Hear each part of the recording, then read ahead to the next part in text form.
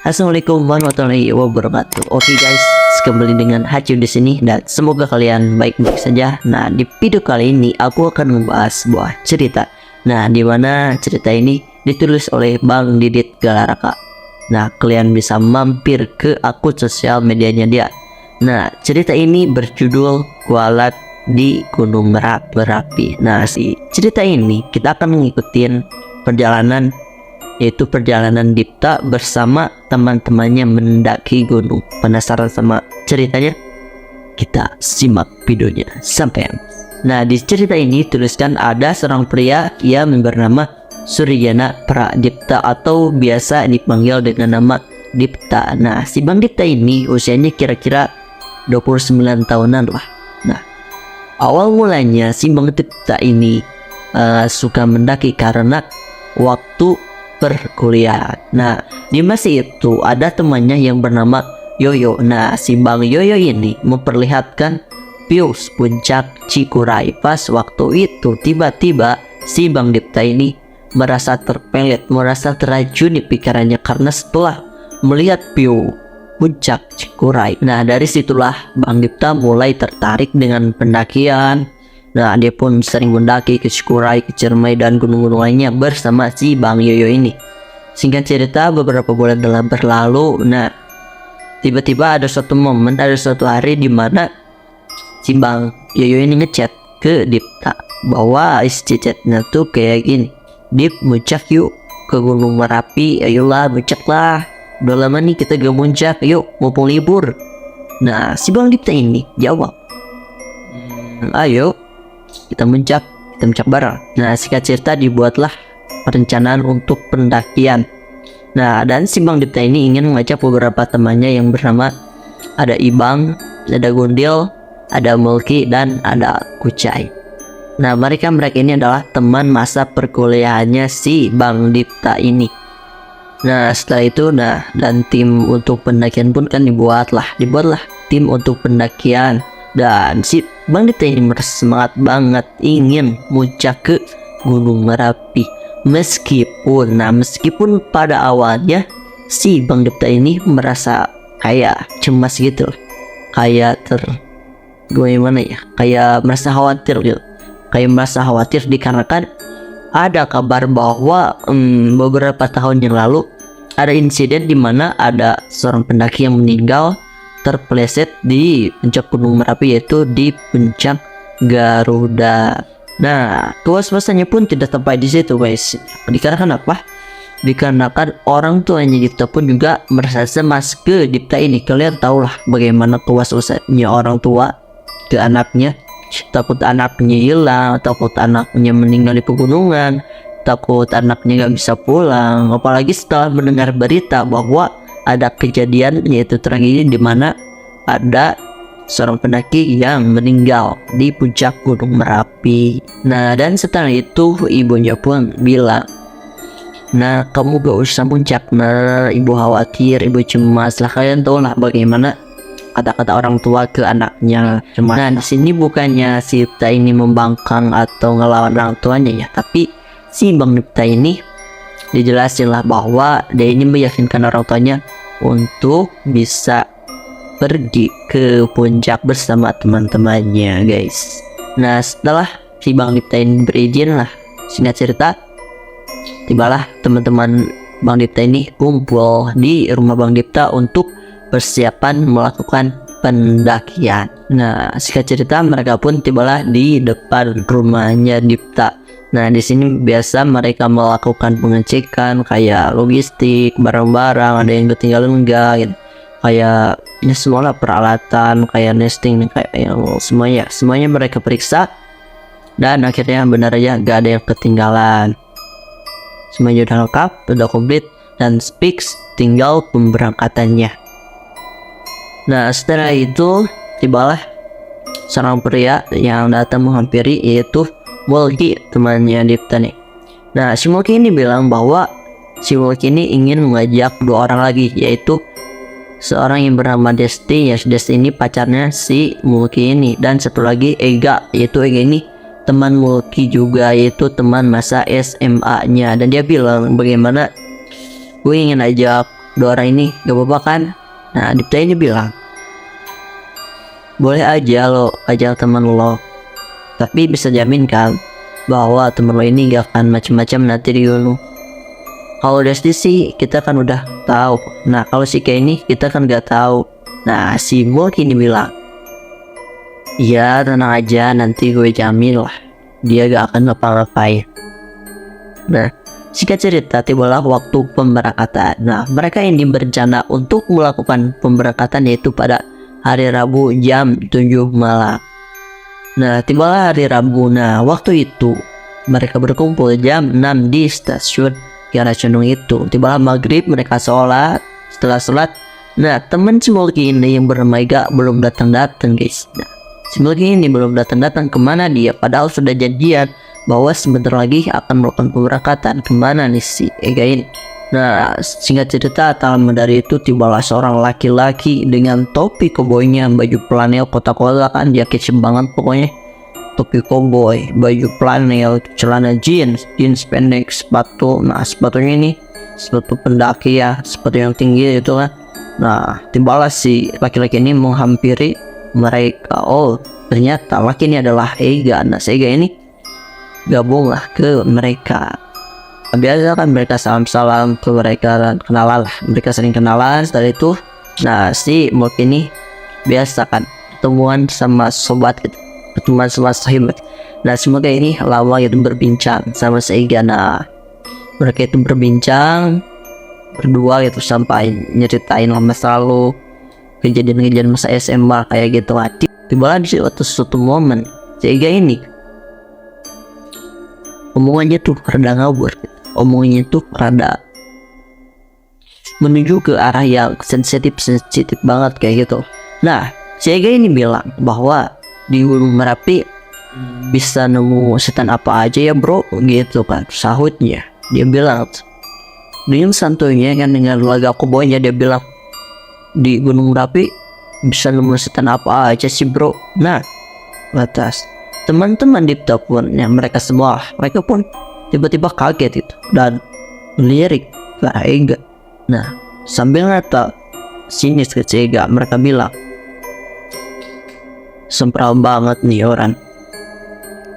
Nah setelah itu Mulki bilang ke Ega, bos gak boleh gitu gak, ini pendakian, lo jangan sempral, bahaya ya. Nah setelah itu gak ada kejadian apa-apa ya guys. Nah timbangan mereka ini di dalam kereta api. Nah biasa mereka duduk berdampingan. Nah di sini ada satu momen di mana si Ega ini duduk berdampingan dengan si Yoyo. Nah si Yoyo ini merasa gak enak gitu ketika duduk di sampingnya si Ega ini, karena dia tuh merasa bahwa dari dalam tubuhnya si Ega ini ada aura-aura negatifnya. Kelihatan banget dari tubuhnya tuh keluar aura negatif gitu, ikon-ikon negatif gitu, kayak minus canda-canda guys. Nah pindahlah si Yoyo ini pindah ke depan, duduklah di samping si Dipta. Si Yoyo ini bilang ke si Dipta bahwa dia tuh ngerasa dari dalam dirinya tuh kayak ada aura-aura yang beda gitu, dari mulai sifatnya, sikapnya, dari pas awalnya mereka bertemu. Dan si Yoyo ini bilang, Dip, kau tuh ngerasa aneh nih sama nih orang, dan mudah-mudahan ini bukan jadi petanda buruk nanti di pas waktu pendakian. Gitu bilangnya si Yoyo. Cerita pas waktu di perjalanan mereka ini berencana untuk melakukan pendakiannya itu yaitu pas malam Jumat. Akan tetapi pamannya si Kucai ini adalah orang lokal dari Gunung Merapi itu. Nah dia ini bilang bahwa melarang mereka untuk melakukan pendakian pas malam Jumat. Katanya itu gak baik bagi mereka. Nah lagi dan lagi si Ega ini sedikit kesel teman-temannya semua. Nah si Ega ini bilang bahwa kalian tuh terlalu percaya mitos gitu, kalian tuh kayak pendaki pemula aja gitu. Mending daki sekarang, gak usah percaya kayak gituan lah. Tenang, ada Ega nih, stop cowboy, tenang. Nah mendengar kata-kata Ega yang begitu sombray, mereka ini merasa kesal. kayak ingin mukul gitu, terutama si Bang. Nah, si Bang ini ingin mukul ke Sega, akan tetapi di sini ada Dipta. Nah, si Dipta ini menghalangi. Udah slowin aja bro, udah slowin aja biar dia ngerasain akibatnya nanti. Nah, dikarenakan pendakinya pun gak jadi pas malam Jumat itu kan, mereka berencana untuk pergi jalan-jalan dulu. Nah, mereka pergi jalan-jalan tuh, mereka pergi ke Malioboro, mereka pergi ke Candi Prambanan. Nah setelah kan mereka di Candi Prambanan. Nah, pas di gerbang itu mereka tuh bertemu dengan nenek-nenek. Nah, nenek ini bernama Nyi Irah. Nah, Nyi Irah ini bilang ke mereka, kalian mau kemana? Mau ke candi nih. Nah, setelah dari candi kalian mau kemana? Kami mau muncak ke Gunung Merapi.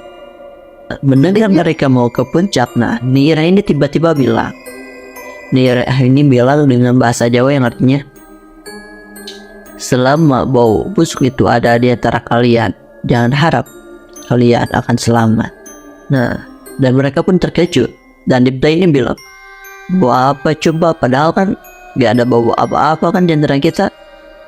Nah, karena supaya tidak berpikir yang aneh-aneh, Dipta ini bilang, mungkin kita belum mandi guys gitu, mungkin kita belum mandi. Ya nih, nanti kita mandi gitu. Nah, singkat cerita mereka pun naiklah ke Candi Prambanan. Sampainya di Candi Prambanan, si Desti ini tiba-tiba ngilang. Entah tahu kemana nih orang. Dicari-cari lah, si Desti ini cari-cari dikelilingi itu kan si Candi Prambanan. Ada yang nyari ke WC kemana. Semua area di Candi Prambanan itu dicari oleh mereka semua. Akan tapi si Desti ini masih gak ketemu. Nah, singkat cerita, si Bang sama si Dipta ini melihat ada si Desti di depan patung Siwa.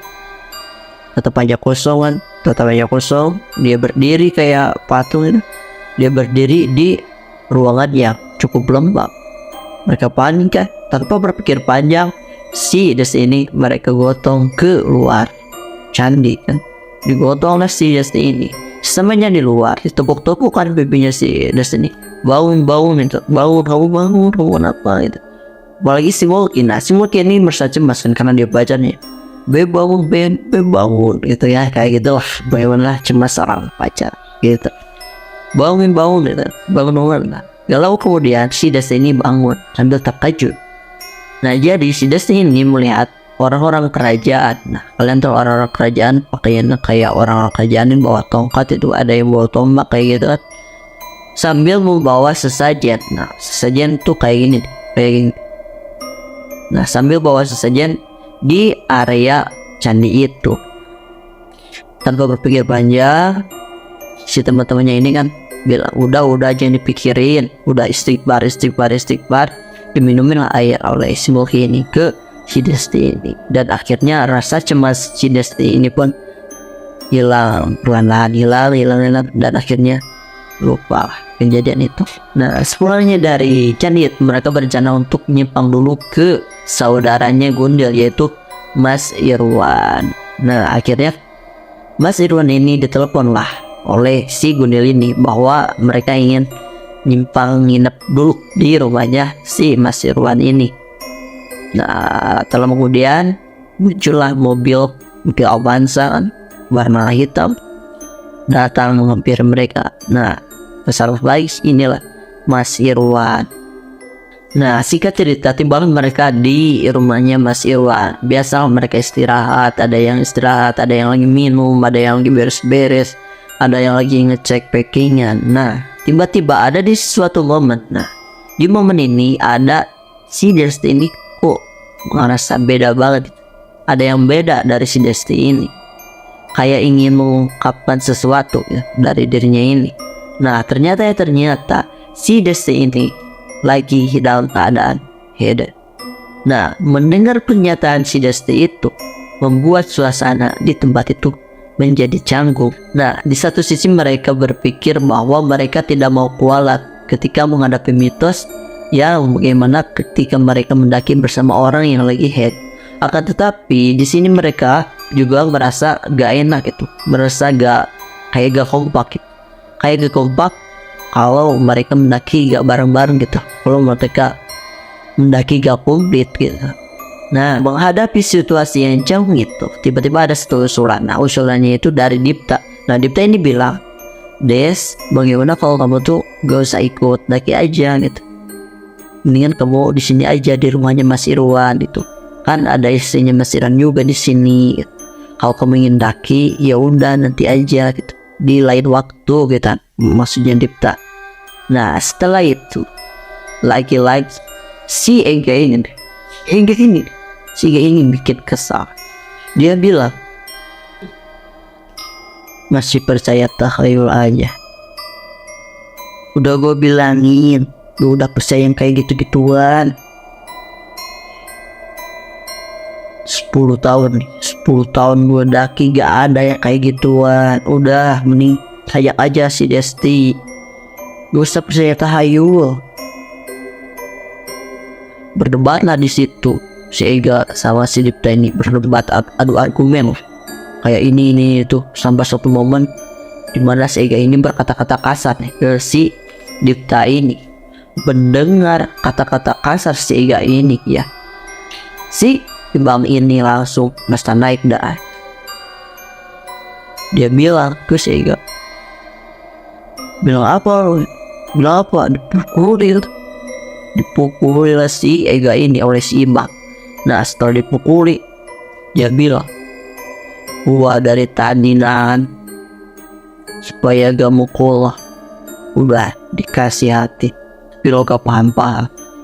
Kata si Ibang, gua terpaksa harus pukul biar lo ngerti. Itu kata si Ibang.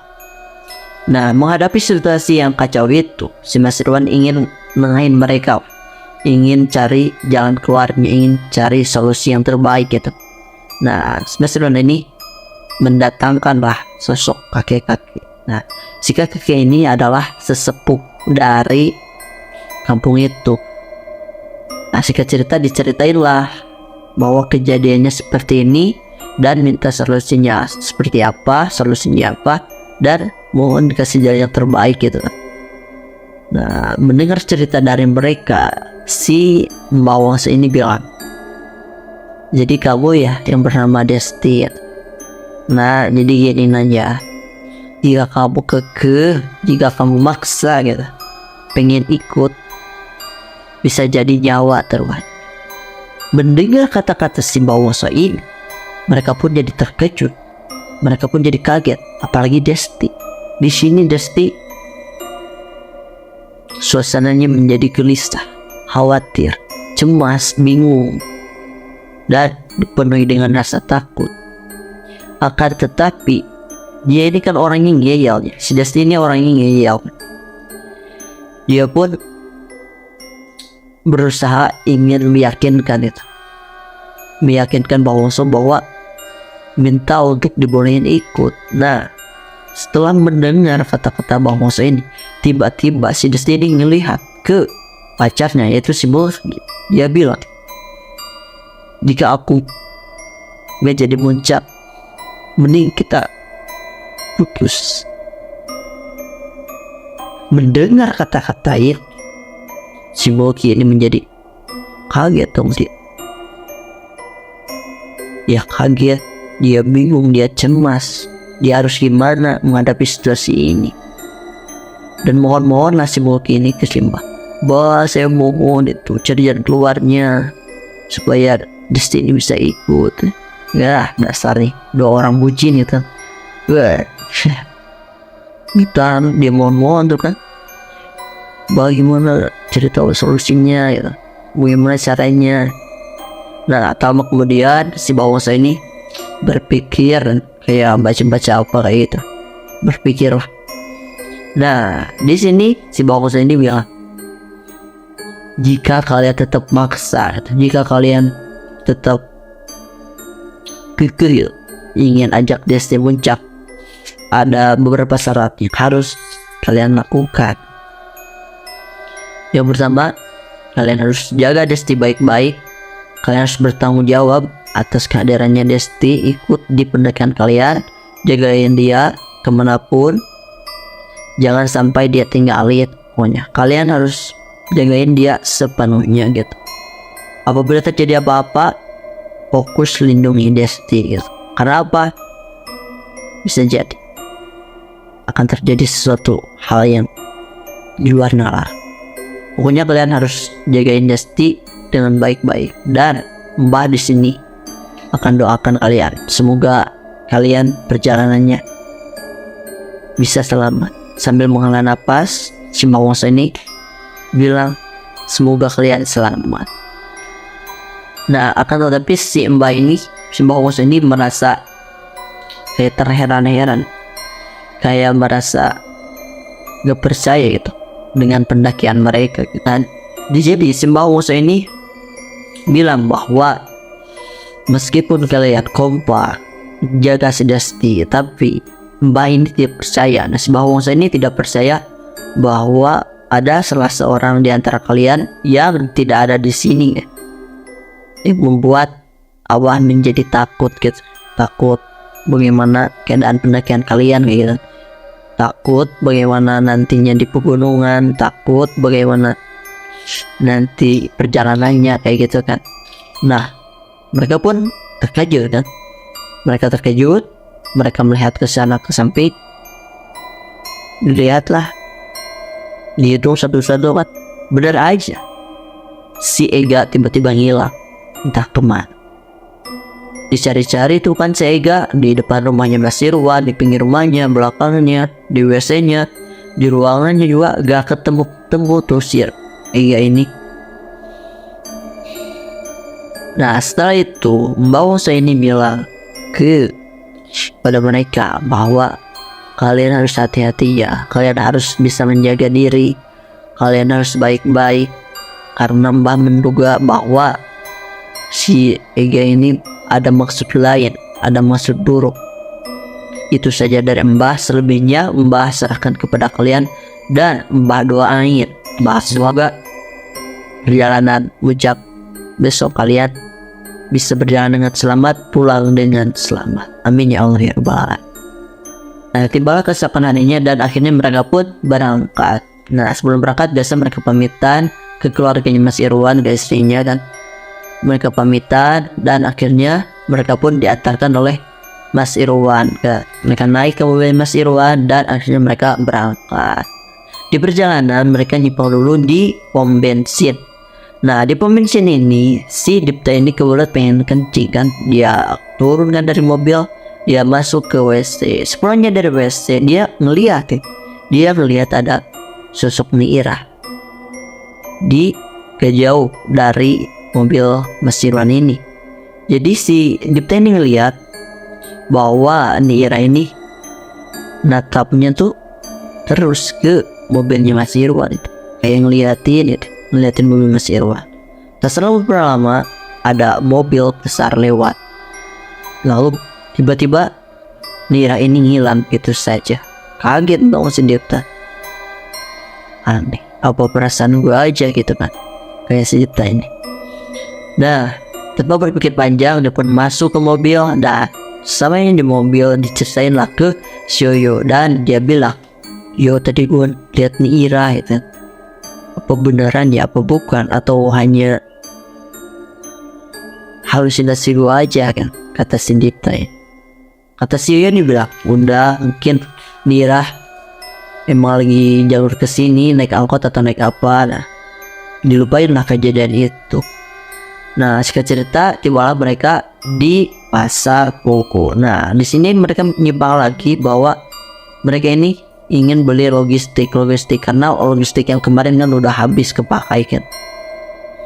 Nah, mereka beli logistik kan sambil beli semua perlengkapan yang diperlukan untuk nanti di pegunungan. Nah, di sini ada satu momen di mana si Dipta ini ada yang nepuk pundaknya dari belakang. Nah, ada yang nepuk pundaknya dari belakang. Nah, dia nengok kan. Nah, pas dia nengok, dia tuh melihat ada sosok pemuda. Nah, si pemuda ini kan tampan. Pemuda ini tampan, badannya tinggi, tapi pakaiannya tuh kayak pakaian adat lah, kayak gitu kan. Nah, si mas-mas ini bilang ke si Dipta bahwa si Mas ini ingin menitipkan barang untuk ayahnya yang ada di Gunung Merapi. Nah, dikeluarin lah dari kantong saku celana yang keluarin. Ternyata itu ada koin. Nah, koin itu bentuknya bulat kan. Tengah itu ada kotak dan pinggirnya itu ada ukiran-ukiran kayak gitu lah.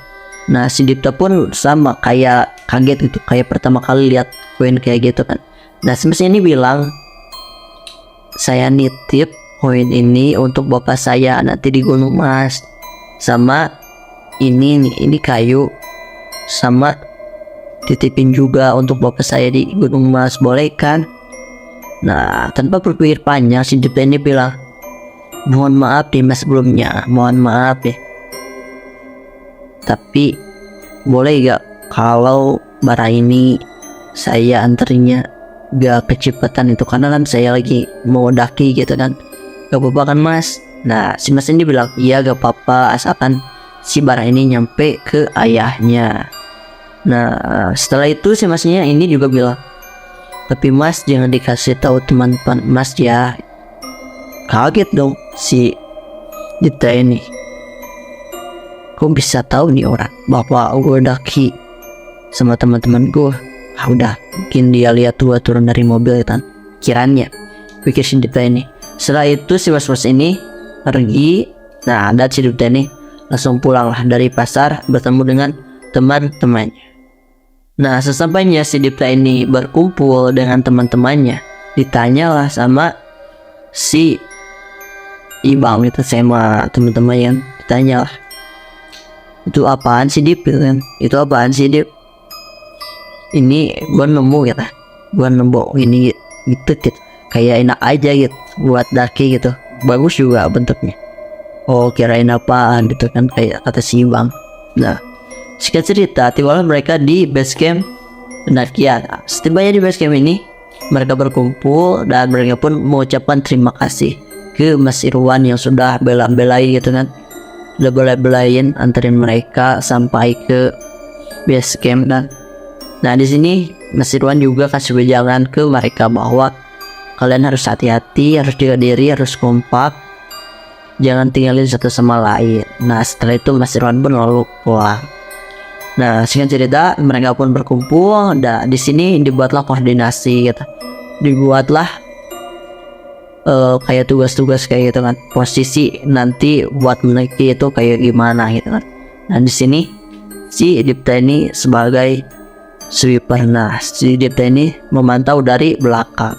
Nah, sedangkan si Yoyo ini sebagai leader.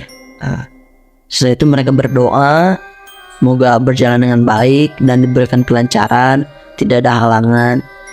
Nah, setelah itu mereka pun berangkat lah menuju pendakian. Biasa mereka berjalan itu sampai senang-senang, bersemangat gitu kan, kayak gak ada apa-apa gitu, kayak enjoy aja gitu di perjalanan itu.